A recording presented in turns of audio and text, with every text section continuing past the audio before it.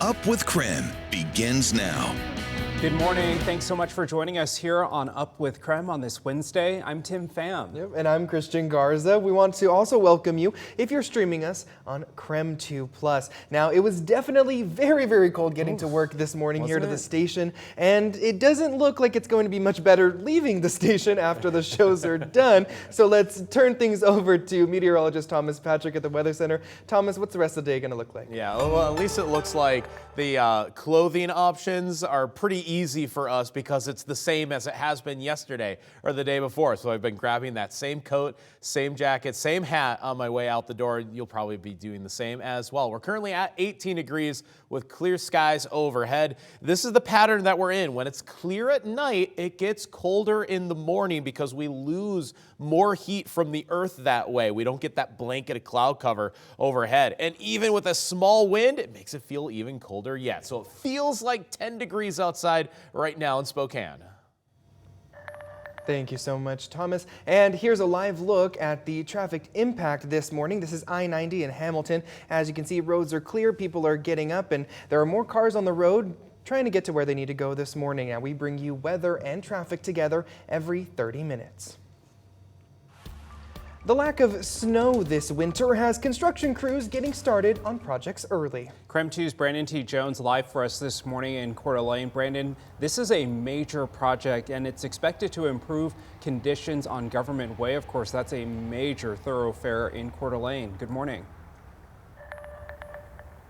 Yeah, good morning, Tim. Christian. Well, of course, you know, it's been interesting to see all the snow across the country fall in areas where typically they don't get that much snow. But here up in the inland northwest, we haven't been getting much. And of course, that is good for construction crews because they can start their season a little bit earlier. In fact, right here on Government Way, there was some construction that began on Monday. And that construction was actually scheduled to begin in the spring, so a bit early here. And according to our news partners at the Coeur d'Alene Press, that's not something that is typical, right? So snowplow crews would have typically been clearing roads at least a few times this season, but so far that hasn't been the case, and they haven't even been ordered out once. As for the work you may see from crews, early steps will be upgrading traffic signals at 10 intersections along Government Way from Harrison to Prairie Avenue. They began at Wilbur Avenue at the intersection of Government and Wilbur, which is just about 2 minutes up the road from here. The goal is to also bring pedestrian ramps into ADA compliance. In March, crews hope to begin concrete work on ramps, but the main focus is those traffic signals right now. Only one intersection will be impacted at a time, but during construction, signals will periodically be decommissioned and traffic restrictions will be in place, halting left turns and traffic across Government Way. So again, in terms of how quick they're able to accomplish all of the changing out of those intersection signals, that ultimately is up to the weather and whether we continue to kind of be in a dry stretch or not. But again, if you do use Government Way, they'll be using one intersection at a time, replacing those signals, and you'll see crews out from about 7 a.m. to 2:30 p.m. For now, reporting live in Coeur d'Alene, Brandon T. Jones, KREM 2 News.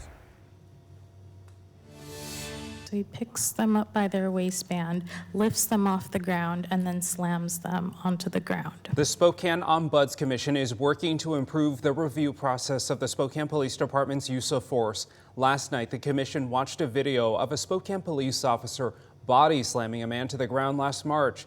The incident sparked the office to recommend 10 policy changes on how the use of force is reviewed. This includes having the police department add a community member to the review board and only allowing tactics listed in the Defensive Tactics Manual. The commission approved the recommendations unanimously. Anytime that we can kind of refine those processes and make it better for us to understand and the community to understand and also the police department to understand. The office will take the approved recommendations to Spokane Police Chief Kevin Hall as soon as possible. It will then be up to him to implement them.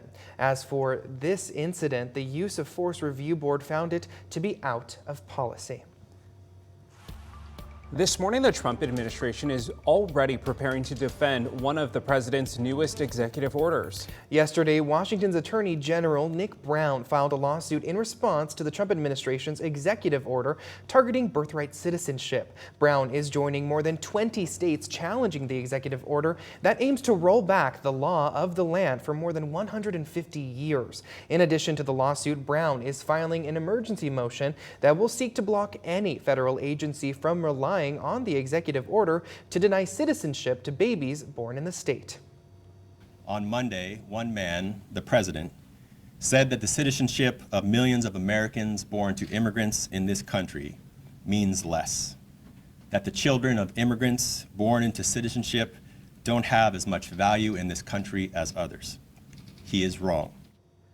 The Migration Policy Institute estimates there are 250,000 Washingtonians who don't have legal status in the U.S. Happening tomorrow, a federal judge in Seattle is set to hear arguments in the challenge.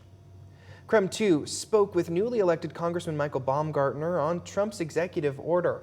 Yesterday, he says it's not out of the question for the president to challenge the 14th Amendment based on its origin. However, Baumgartner says he would prefer if these issues were passed through Congress rather than the executive branch in hopes to restore constitutional balance. That amendment was put in to bring African Americans give them their legal rights, their true rights. It was never meant to be a way for folks to circumvent the immigration process. And this morning, Spokane's largest school district is addressing community concerns about the safety of undocumented students. Yesterday, in an email sent to parents out by the Spokane Public School District, says it updated its policy on partnering with law enforcement. SPS says they consider schools as sensitive locations and will not work with immigration enforcement agencies or share information that could put a student's security at risk. The policy also directs staff not to grant immigration officers access on school campuses. It also says faculty will not share students' immigration status. The president of the school board of directors, Nikki Lockwood, says SPS will ensure their schools are safe places for students to learn, saying, quote, "If incidents occur, we respond immediately and work to keep all of our students safe regardless of their background, circumstances, or identities." On President Trump's inauguration day, he signed a sweeping order giving full pardons to convicted January 6 rioters. Trump also directed the Attorney General to seek the dismissal of about 450 pending criminal cases against the defendants. The decision has been celebrated by most of those convicted, except for one Idaho woman. Boise's Pam Hemphill agreed to a plea deal, signing off on one misdemeanor count for the attack on the U.S. Capitol building. During summer of 2022, she went to prison. She has never denied her actions at the U.S. Capitol and says she knew it was against the law. I broke the law. It's just that simple. I had a choice. I'm not a victim. I'm not a victim. I could have left. If I took a pardon, that what I did that day was okay. They were criminals. They broke the law. I broke the law. Pay the price. Pam still has 8 months left of probation on her term. She is working to find out how to turn down the pardon. 6:09, here's another look at our weather forecast here locally, where our temperatures are obviously quite chilly if you're yet to step outside for the day. Current temperatures mostly in the teens, a few spots already in the single digits this morning. Look for Deer Park and areas northward from there that are running the lowest this morning. 8 degrees in Deer Park. There's your wider view. 9 in Colville, so northeastern Washington, the coldest across the inland northwest this morning. But like yesterday and the day before, more sunshine to go around, and that will help those afternoon temperatures get into the 30s.